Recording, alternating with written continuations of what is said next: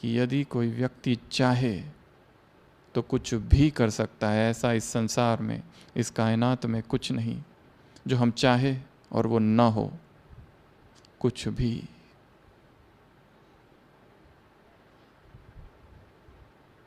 और हम ब्राह्मणों के लिए सबसे महत्वपूर्ण कार्य आज सुबह की साकार मुरली, बाप समान कैसा बनना, एवर प्योर। आत्मा पर छींटे पड़े हैं देहभान के, आत्मा मैली हुई है देहभान के गंदे पानी से। सुबह की मुरली में शब्द है, देवताओं के सामने जाते और गाते हैं हम काले भूत है, तमो प्रधान बन गई आत्मा, काली बन गई आत्मा, जंजीरें बड़ी कड़ी है। बाप समझाते हैं, परंतु बच्चे खुद भी समझते हैं कि हम देहभान में फंसे हैं। बाप कहते हैं अब देहभान में न फंसो, मेरे में फंसो ना। तो आज हम चर्चा करेंगे इस एक वाक्य की। कौन सा वाक्य? मेरे में फंसो ना। दादी जानकी की शैली है, ऐसा करो ना, दादी कहती है ना हमेशा। तो बाबा ने कहा देहधारी में ना फंसो। किस में फंसो? मुझ में फंसो ना, मेरे में फंसो ना। देहधारियों में बहुत फंस लिया। यदि नाम रूप बीमारी है तो इलाज है मेरे में फंसो ना। बहुत फंस लिया, बहुत प्यार कर लिया, बहुत आसक्ति रख ली, अब मेरी ओर आ जाओ। भक्ति बहुत कर ली, आर्टिफिशियल इमिटेशन, अब रियल में आ जाओ। तो बाबा के कितने सुंदर महावाक्य है कि बस मुझ में एक फंसो और किसी में नहीं फंसना। एक बहुत बुजुर्ग व्यक्ति, थोड़ा धार्मिक है, रेलवे स्टेशन पहुंचता है, टिकट काउंटर पर जाता है, अपनी टिकट लेता है। टिकट काउंटर का जो क्लर्क है वो उस व्यक्ति को जानता है। ये व्यक्ति कहता है मेरे पास एक्स्ट्रा लगेज है, उसके जो भी पैसे होंगे वो उसकी टिकट अलग से बना दो। वो क्लर्क कहता है नहीं नहीं, उसकी कोई ज़रूरत नहीं, मैं आपको बहुत समय से जानता हूँ, आप भी मुझे जानते हैं, आप वैसे ही बैठ जाओ और इसी ट्रेन में मैं भी जा रहा हूँ तो कोई समस्या नहीं होगी, और जो भी टिकट चेकर आएगा मैं उसको बता दूंगा। तो ये बूढ़ा व्यक्ति कहता है आप कहाँ तक जा रहे हो? वो कहता है उसकी तुम चिंता मत करो, मैं भले बीच में उतरने वाला हूँ, पर जो दूसरा टीसी आएगा मैं उसको भी बता दूंगा। ये बूढ़ा व्यक्ति कहता है वो टिकट चेकर कहाँ तक जा रहा है? वो कहता है वो वहाँ तक जा रहा है जहाँ लास्ट स्टेशन है। और वो क्लर्क पूछता है आपको कहाँ तक जाना है? वो बूढ़ा सा व्यक्ति कहता है मुझे इस संसार के सभी स्टेशनों से पार जाना है। यहाँ का जो एक्स्ट्रा लगेज है और यहाँ जो चेकर आने वाले हैं, टीसी आने वाले हैं, उनको तो मैं धोखा देकर चला जाऊंगा आगे, क्योंकि ये जिस्मानी ट्रेन है। पर कल जब मैं ये शरीर छोड़ दूंगा और परमात्मा के, खुदा के द्वार पर खड़ा रहूंगा, तब उसको क्या धोखा दे पाऊंगा? वो क्लर्क अवाक फटाफट टिकट बनाता है और थमा देता है। यहाँ तो धोखा दिया जा सकता है इसको उसको पहचान से, परंतु उधर क्या करेंगे जब खुदा के द्वार पर खड़े रहेंगे? चाहे अपने आप को फंसाना या किसी दूसरों को फंसाना या दूसरों में फंसना, तीनों ही बातें, अपने आप को फंसाना, किसी और को फंसाना या किसी में फंसना, यहाँ छूट जाएंगे, वहाँ क्या करेंगे? मैं निराकार, इन्वर्टेड कॉमा, अव्यक्त महावाक्य, सब कुछ जानता हूँ। ऐसा किसी का कुछ भी नहीं जो मुझसे छिपा है। इसलिए नाम और रूप यदि बीमारी है और उसमें यदि हम सूक्ष्म रूप से भी फंसे हैं तो इलाज एक ही है, मुझ में फंसो ना।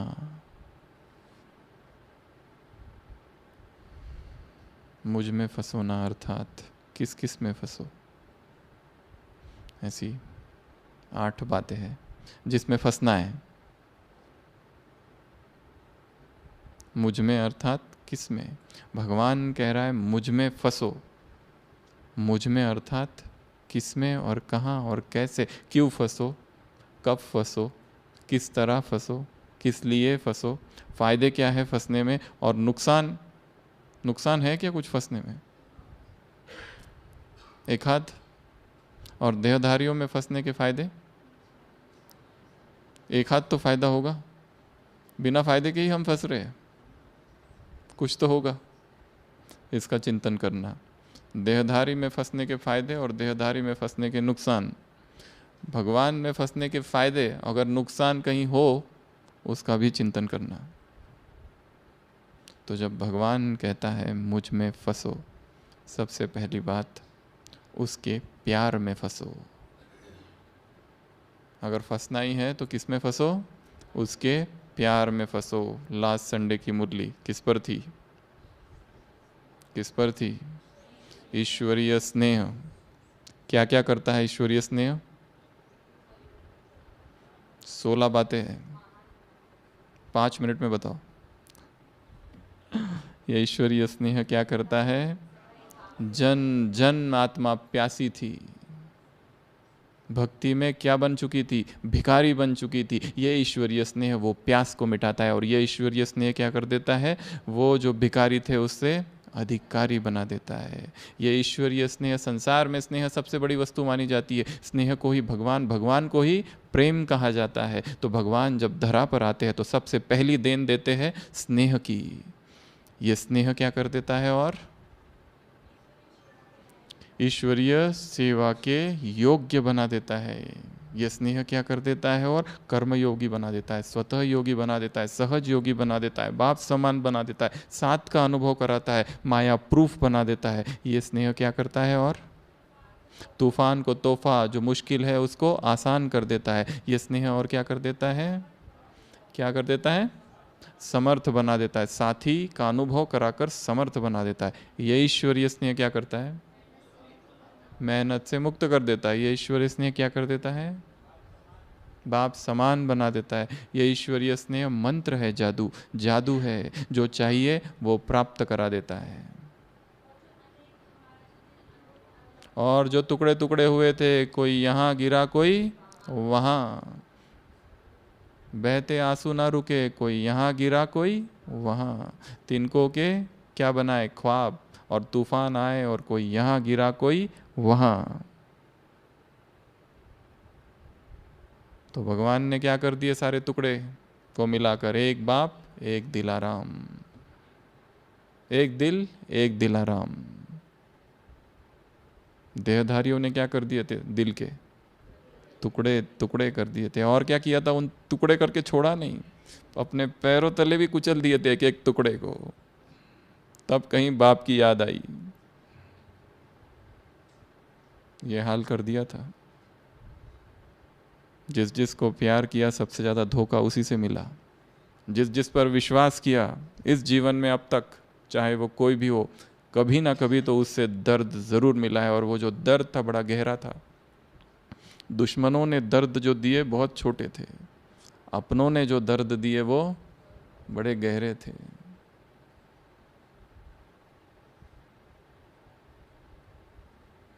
खंजर तो पीठ पर गड़ा था, पर दर्द तब हुआ जब दोस्त के हाथ में वो खंजर देखा। तब तक दर्द नहीं था। तो संसार और उसका वो प्रेम स्वार्थवश है।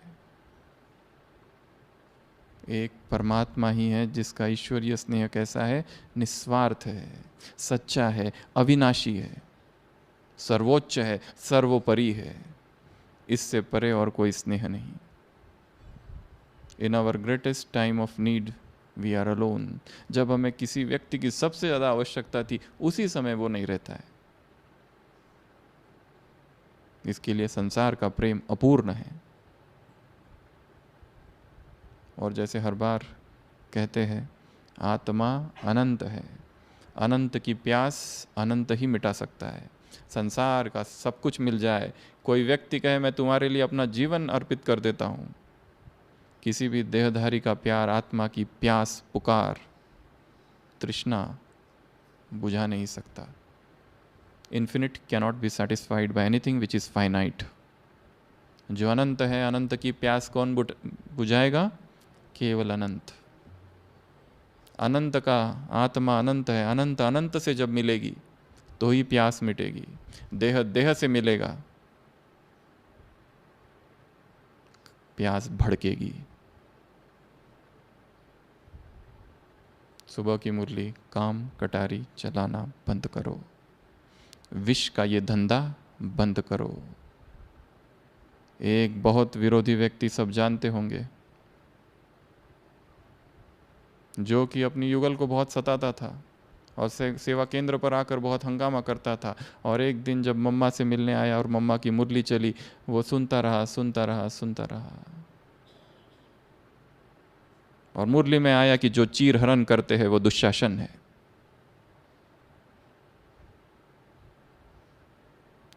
उसने कहा मुझे मम्मा से मिलना है मुरली के बाद।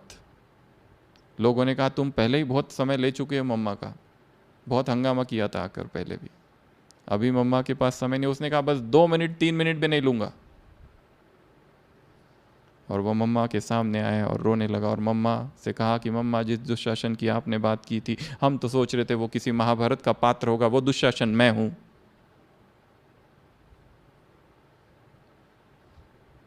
और आपके मुखारविंद से जो वाणी सुनी, उससे मेरी आत्मा जाग गई है।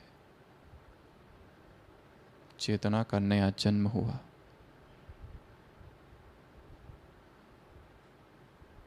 देहभान, देह की आसक्ति, देह के भोग, देह की वासना, देह के आकर्षण, देह का सौंदर्य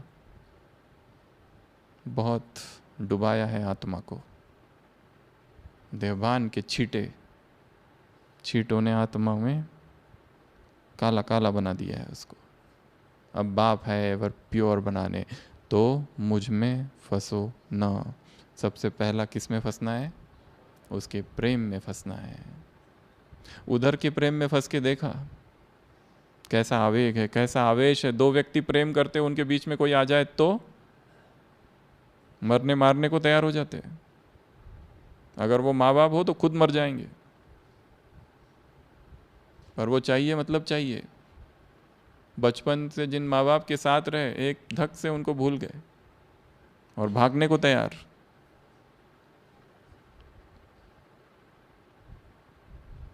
इतनी आतुरता देह के लिए, ऐसी ही आतुरता, ऐसा ही आवेग, ऐसी ही तीव्रता, ऐसी ही इंटेंसिटी जब भगवान के लिए होगी, तब परम कल्याण होगा। इसके पहले भी कहा था, भक्ति मार्ग में कहा जाता है 3 प्रेम एक हो जाए। जितना प्रेम एक माँ अपने बच्चे से करती है, जितना प्यार एक लोभी पुरुष धन से करता है, और जितना पुरुष एक कामी पुरुष देह से करता है, ये तीनों प्रेम एक हो जाए और भगवान की तरफ डायरेक्ट हो जाए कि वो क्यों नहीं मिल रहा, तो भगवान तुरंत प्रकट होंगे। पर ऐसी तीव्रता चाहिए, प्रभु प्रेम की तीव्रता। इस प्रभु प्रेम ने ही सेवा के योग्य बना दिया।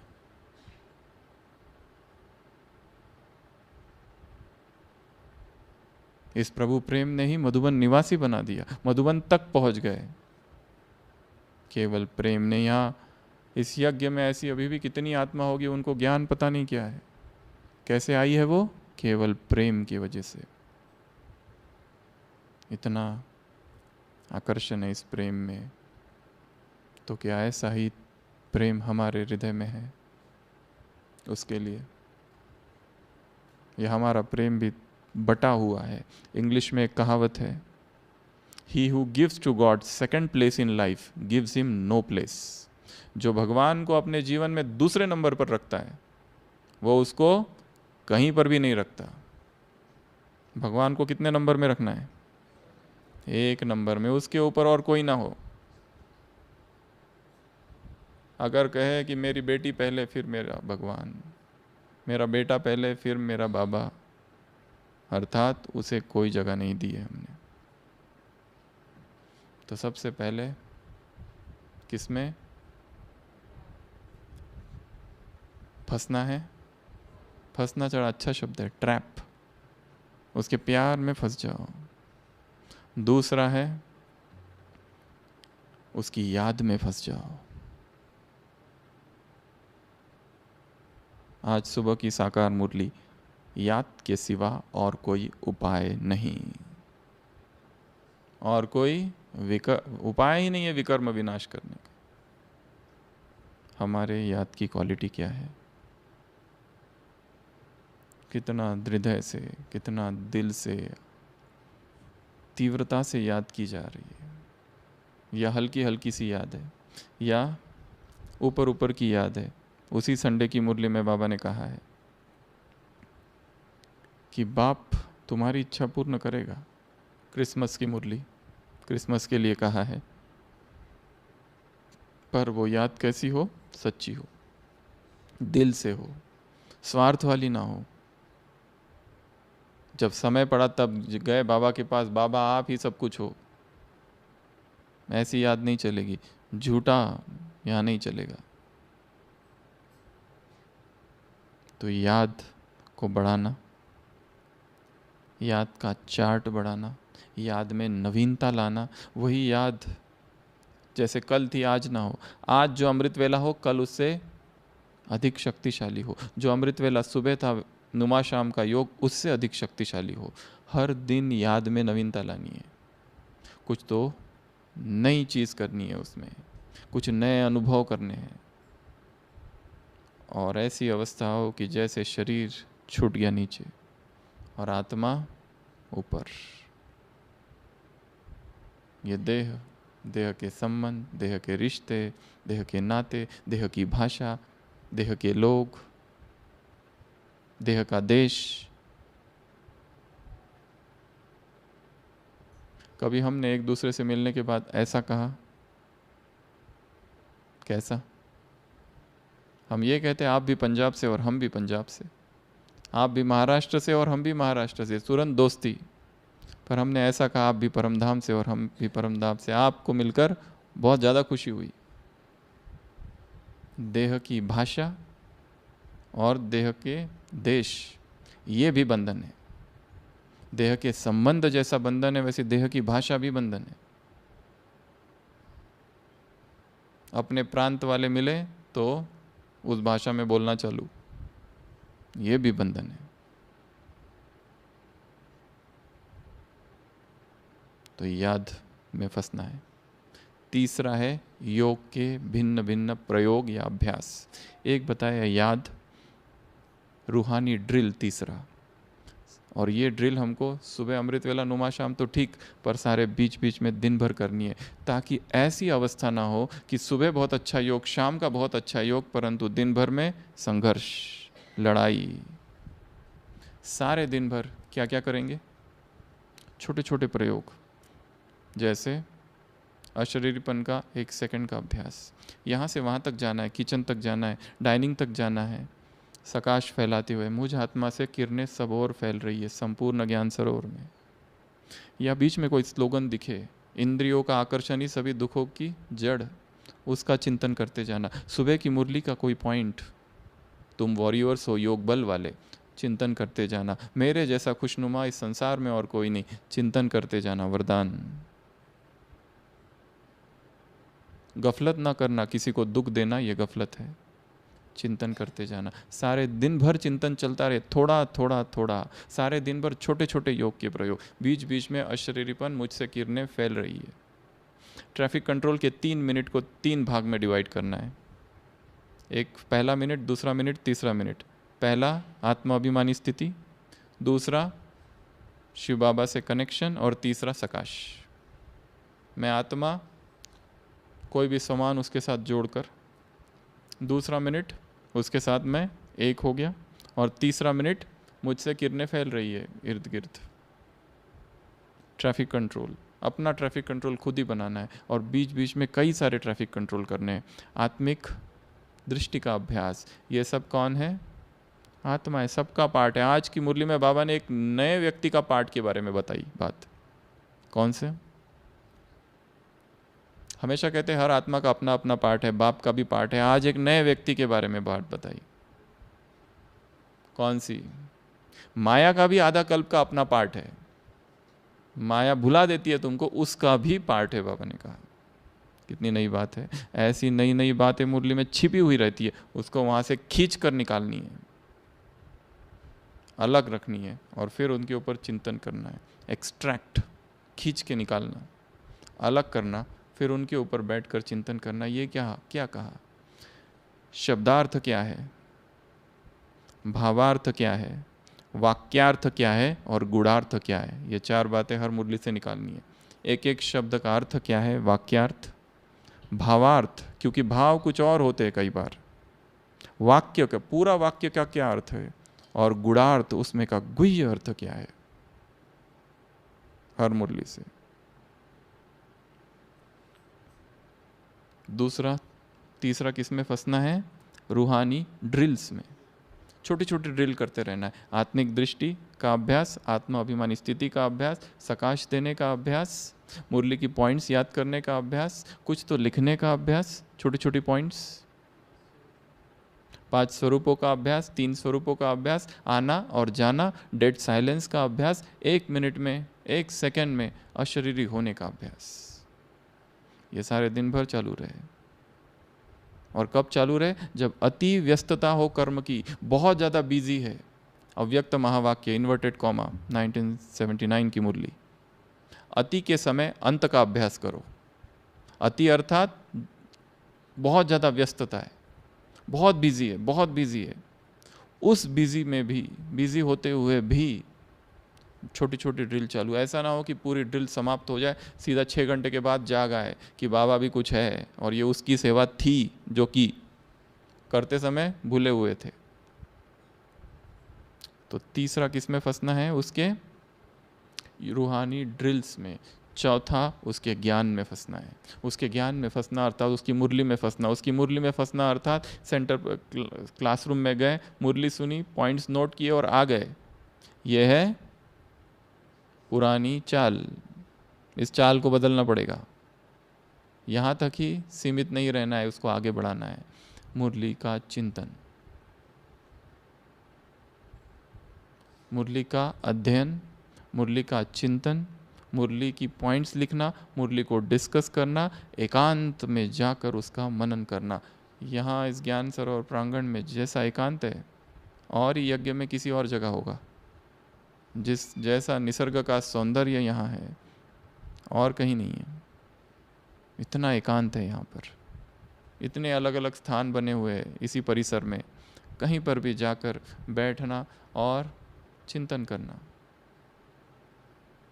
कि ये क्यों कहा, किस अर्थ से कहा, अच्छा ये जो कहा इसका मेरे जीवन में, इसको मैं कैसे लाऊं। सोचना, अपने आप से बात करना, बाबा से बातें करना, और ज्ञान का चिंतन करना। 3 चीज़ें रोज होनी चाहिए, कंपलसरी। अपने आप से बातें, हे मेरे मन, अरे मूर्ख मन क्या कर रहा है। आज कितनी बार मुरली में याद दिलाया, तुम्हारा उद्देश्य क्या है, तुम्हारा लक्ष्य क्या है। इन लक्ष्मी नारायण जैसा बनना है। मैं कितना बना हूँ। जोड़ी के बारे में बोला ना, जोड़ी नहीं बनती है इधर। दिव्य गुण धारण करेंगे, याद करेंगे, तब जोड़ी बनेगी। मुरली की पॉइंट्स बुद्धि में गूंजती रहे।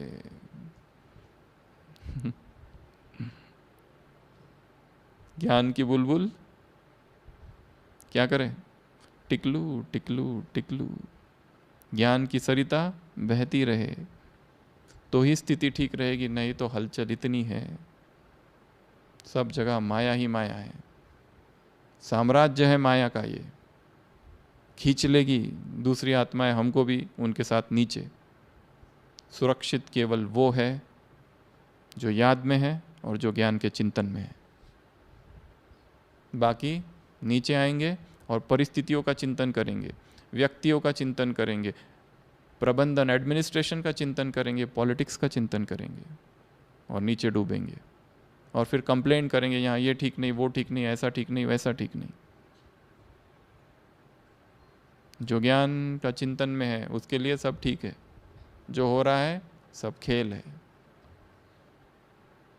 खेल ही ऐसा बना है, इसमें दुख करने की बात ही नहीं है, ऐसा ही होना चाहिए जो हो रहा है, निर्दोष दृष्टि। सबके हिसाब किताब चुकतू हो रहे हैं, मन से सारे प्रश्न समाप्त। पर यह होगा तब जब निरंतर ज्ञान का दिन भर में चिंतन।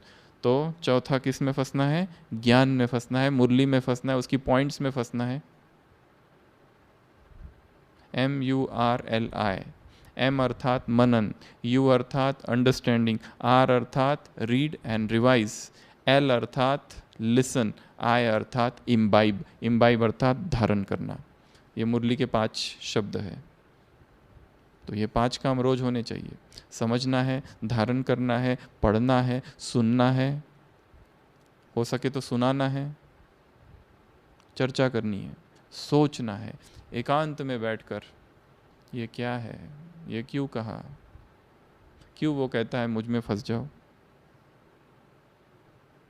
हम तो देहधारियों में फंसेंगे, बाबा से ऐसी बातें करना, हमें तो अच्छा लगता है बाबा देहधारियों में फंसना, हम आप में क्यों फंसे। फिर देखो क्या उत्तर आता है। इस तरह से चिंतन की धारा बहाना है। मैथमेटिक्स में A = B प्रूव करना है तो क्या करते हैं, A ≠ B, यहाँ से चालू करते हैं और फिर आगे आगे जाते हैं, फिर लास्ट में अरे नहीं नहीं नहीं A = B, हाँ वैसे चालू करना। बाप कहते हैं मुझे याद करो तो पावन बनोगे, नहीं नहीं तुमको याद करने से हम देहधारी को याद करेंगे, देखते कितना पावन बनते। यहाँ से चालू करना इक्वेशन, फिर आगे बढ़ाते जाओ चिंतन को। हाँ हमने तो देहधारी से प्यार किया था, हुआ क्या, अपघात, क्या हुआ, एक्सीडेंट, हड्डियां टूटी अब तक जुड़ी नहीं, जो गिरे थे 10 साल पहले अब तक भी जुड़ नहीं रही है, जो फ्रैक्चर हुए थे इमोशनल अब तक भी ठीक नहीं है हुए। तो शायद भगवान जो कह रहा है वही ठीक है। सीधा मान नहीं लेना है कोई बात को, धीरे धीरे अपने मन को समझाना है। छोटा सा बच्चा है, उसको जरा अच्छे से समझाना पड़ता है धीरे धीरे। तो चौथा किस में फंसना है? ज्ञान में। 5वां सेवाओं में फंसना है। सेवाओं में फंसना अर्थात सेवा करनी है, परंतु उस सेवा में 2 चीज़ें बहुत ज़रूरी है। बाकी तो सेवाधारी सभी है और बहुत अच्छी सेवा कर रहे हैं, पर 2 चीज़ें चाहिए, डिटैचमेंट और साक्षी भाव। नहीं तो सेवा में निस्वार्थ भावना है, सेवा में कर्मयोग सब कुछ है, याद है, सब कुछ है, परंतु डिटैचमेंट नहीं है, अटैचमेंट है, वर्कोहोलिक है। हमने ये सेवा की, हमारी स्तुति होनी चाहिए, रिकॉग्निशन होना चाहिए, मान मिलना चाहिए, सम्मान मिलना चाहिए। साक्षियों को नहीं देख पा रहे उस सेवा को, सेवा की डिटैच होके देखना, ये खेल था, निष्काम बनाते जाओ। सेवा की भूल गए। जून मास चालू है मम्मा का, 1.5 मास मम्मा बेंगलोर में रही, आई वापस, पूछा मम्मा सेवा कैसी थी? कैसी थी सेवा? अच्छी थी, फुल स्टॉप, कोई वर्णन नहीं। और अगर हम जाके आए और करके आए तो पहले उसकी फ़ोटो और फिर भेजना चालू इसको। वो चाहता नहीं है देखना, पर हम ज़बरदस्ती भेज रहे हैं। यही तुम्हारी सज़ा है।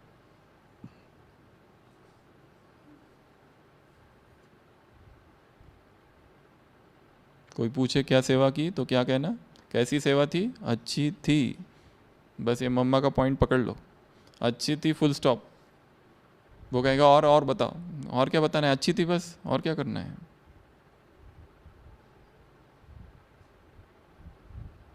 अहंकार जन्म लेता है, और अहंकार जब जब बढ़ते जाता है तो संघर्ष बढ़ता है। तो सेवाओं में फंसना है, परंतु कैसे? डिटैचमेंट। कैसे? साक्षी भाव। कैसे? निमित्त भाव। कैसे? अर्पित कर देना। और कैसे? तुमने कराई, तुम चाहते तो किसी और को निमित्त बना सकते थे, मुझे बनाया, मेरा भाग्य है। वैसे मुझसे योग्य कितने सारे बैठे हैं यहाँ, फिर भी मुझे चुना, बाबा तेरा धन्यवाद। नहीं तो ये सेवा मुझसे तो अच्छे करने वाले कितने सारे हैं, अधिक बुद्धिमान, अधिक शक्तिशाली, अधिक योग्य, पर फिर भी तुमने मुझे चुना, तेरा धन्यवाद। तो किस में फंसना है? सेवाओं में फंसना है। उसके बाद अगला मर्यादाओं में फंसना है। मर्यादाओं के बंधन में स्वयं को बांध दो, बहुत सेफ्टी है। ये देखना नहीं मतलब देखना ही नहीं है, स्टॉप इट। नहीं तो ये मीडिया खा जाएगा, सोशल मीडिया, डिजिटल नगरी, ये इंटरनेट, जितना काम का है उतना किया और उससे बाहर निकल के आ गए। नहीं तो उसी में लगे हुए हैं, लंबा लंबा बातें, phone talks, private talks, WhatsApp calls, video calls, कितना उसमें फंसे हैं। स्वयं को उससे बाहर निकालना है। Online shopping, online games, online news, ये 3 नई माया है। बैठे बैठे परचेसिंग चालू रहता है, देखते रहते क्या क्या परचेस करना है, करना कुछ भी नहीं है, पर देखते रहते हैं। पहले दुकानों में जाते थे, विंडो शॉपिंग, अब बैठे बैठे कौन सी कार, कौन सी गाड़ी, कौन सा ये, कौन सा वो, टाइम वेस्ट। न्यूज़, इस पार्टी ने कहा, उस पार्टी ने क्या कहा, और उसकी चर्चा है। Online shopping, online games, online news. जितना काम का है उतना करके वापस आना है, क्योंकि काम हमें बहुत सारे करने हैं, इसमें हम नहीं फंस सकते ज़्यादा। तो मर्यादाएं जो भगवान ने कही है उसको फिर रिवाइज करना है, फिर याद करना है। मर्यादाओं से संबंधित जो क्लासेस है बड़े भाइयों के, दादियों की, वो सुननी है। धारणा वाली जो क्लासेस है वो सुननी है, ताकि बुद्धि ठिकाने आ जाए, ताकि हम जाग जाए, ताकि जागरण आ जाए कि मैं यहाँ किस लिए आया था और कर क्या रहा हूँ। 1 मास के लिए कोई माता सेवा के लिए आई है, वो खाली सेवा के लिए नहीं आई है, तपस्या के लिए भी आई है, क्योंकि ऐसा वातावरण संसार में और कहाँ मिलेगा। सेवा तो निमित्त है एक, पर यहाँ आने का मुख्य लक्ष्य सेवा नहीं है। क्या है? तपस्या। यहाँ आने का मुख्य लक्ष्य है अमृत वेला शक्तिशाली, जो वहाँ नहीं हो रहा है कम से कम यहाँ तो हो। यहाँ आने का मुख्य लक्ष्य है नुमा शाम का योग, यदि उस समय सेवा न हो तो। पर एक बात याद रखना है, कर्तव्य प्रथम। जब कर्तव्य पुकारे सब कुछ गौण है उसके सामने, ज्ञान योग सब एक तरफ। कर्तव्य अर्थात जो सेवा जिसको दी है वो सबसे फर्स्ट रखी जाए। पर ये बात याद रखना है कि मैं यहाँ तपस्या के लिए आया हूँ, सेवा तो है ही, कर ही रहा हूँ, पर मेरा अंदर से जब जब समय मिले तपस्या, जब जब समय मिले मुरली का अध्ययन, जब जब समय मिले एकांत मौन, और वहाँ जो संसार में जब थे वहाँ क्या हलचल हो रही है, जीवन में क्या हलचल है, यहाँ बैठकर उसका चिंतन करना है। जो हमारे संबंध है इतने जटिल क्यों बन गए, इतने कॉम्प्लेक्स क्यों बन गए, इतने कॉम्प्लिकेटेड क्यों बन गए, कैसे उन संबंधों को ठीक किया जाए, सारी उलझनें यहाँ हैं। अपने आप को ही सरल बनाना है। सूत ऐसा मूंझ गया है, भक्ति का नहीं, यहाँ का ज्ञान मार्ग में आने के बाद का, उसको ठीक करना है।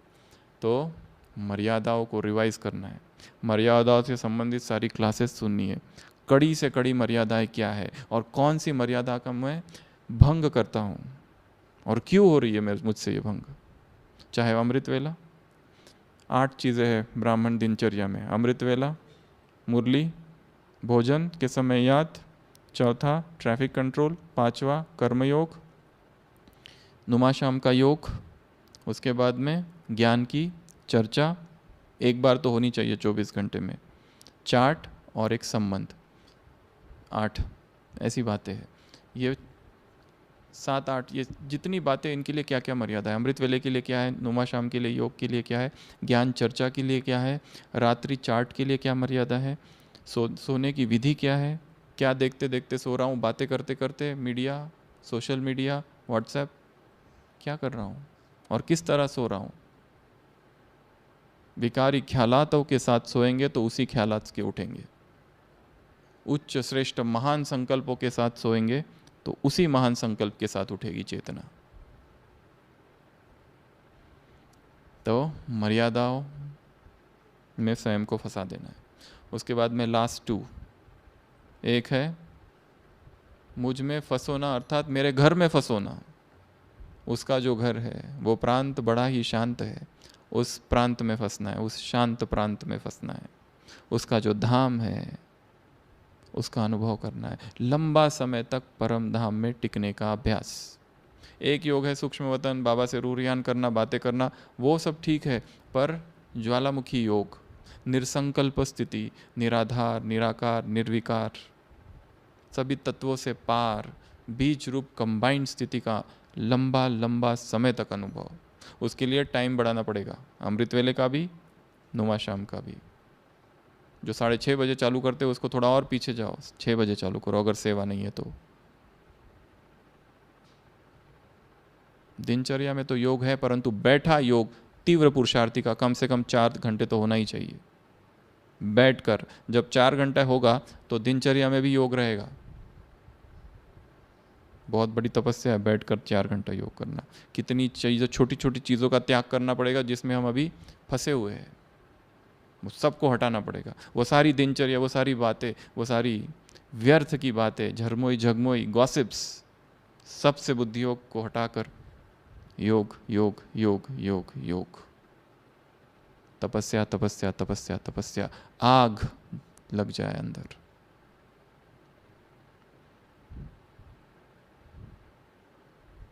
आग चाहिए, आग, आग को जलानी है माचिस से।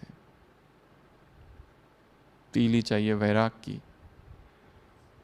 और तपस्या की माचिस, तब प्रचंड अग्नि भपकेगी। फिर उसके बाद किस में फंसना है, उसके राजधानी में, सतयुग के ख्वाबों में फंसना है।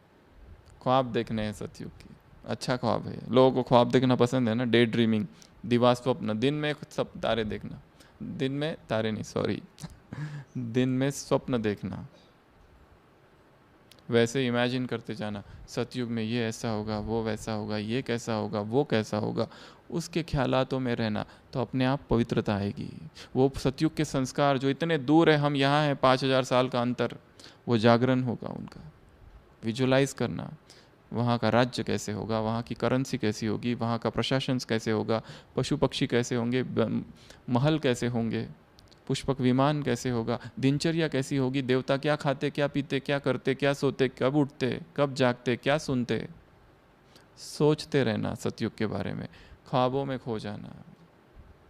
इस सतयुग में फंसना है, उस परम धाम में फंसना है, मर्यादाओं में फंसना है, सेवाओं में फंसना है, ज्ञान में फंसना है, योग की अलग अलग ड्रिल्स में फंसना है, याद में फंसना है, और सबसे पहला उसके प्यार में फंसना है। तो बाबा के महावाक्य अपनी डायरी में बड़े अक्षरों से लिख के रख देना है। आज के महावाक्य, मेरे में फंसो ना। अच्छा, ओम शांति।